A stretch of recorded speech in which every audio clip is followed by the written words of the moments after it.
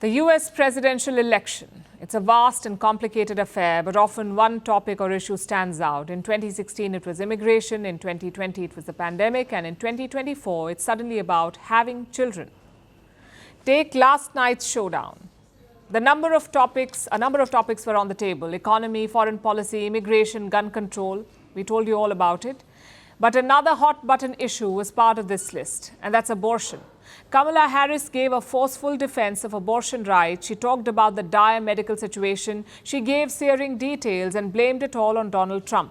Meanwhile, Trump accused her of lying. He said that he believes in exceptions for rape, incest, and to save the life of the mother. He also claimed to be a leader on IVF. And so it went back and forth. But amid the blame game, one remark stood out when Harris said the government and Donald Trump certainly should not be telling a woman what to do with her body. But from youth to old age, a woman's body is not seen as her own. It is viewed as something to comment on, to regulate, and this extends to women's choice or ability to have children. Giving birth is seen as a woman's duty.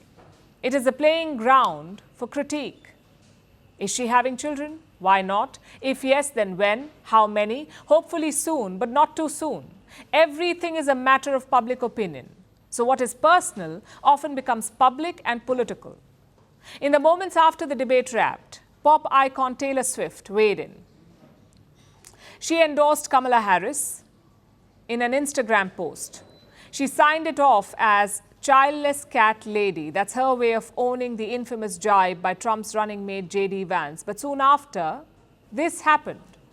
Trump supporter Elon Musk took to Twitter and he responded to Swift with an offer of insemination. He said, and I quote, "Fine, Taylor, you win. I will give you a child and guard your cats with my life." That has got to be a skill, being both crass and condescending at the same time. Now, Musk has fathered 12 known children. He's in a custody battle with a former girlfriend over 3 of them. He had another 3 children with one of his employees. He has promoted unfounded panic over population collapse. He has spread population conspiracy theories and said things like, "I'm doing my part, ha ha." Maybe he wants to populate the entire planet himself, and looking at the trajectory, he's doing a fantastic job. Ha ha indeed. But does this or anything give Musk or Vance, or Trump for that matter, the right to demand children from others? What is this? Some cult fertility clinic? The fact is, they talk about children when it suits them, when it suits their political needs. Earlier, Donald Trump indicated that he would support a national abortion ban. When Harris brought it up last night, he accused her of lying. And don't get us wrong, this is not a Republican issue. Take President Joe Biden, for example. He is an 81-year-old Catholic. He long opposed abortion. He was never comfortable talking about it. Yet when it came to policies and debates, he would give bumbling remarks in favor because it is important to the Democrats. And this is not just a US issue either. This year, France made abortion a constitutional right. They didn't have to. But they did it so that President Emmanuel Macron could curry favor. Another example is Poland. They outlawed abortion 4 years ago when the right wing was in power. And now they have a new prime minister. He wants to overturn it.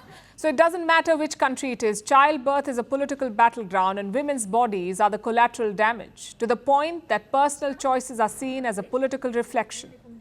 Take the UK, for example. In 2016, Theresa May was vying to be the prime minister. She does not have children. And her opponent made it a point to highlight this.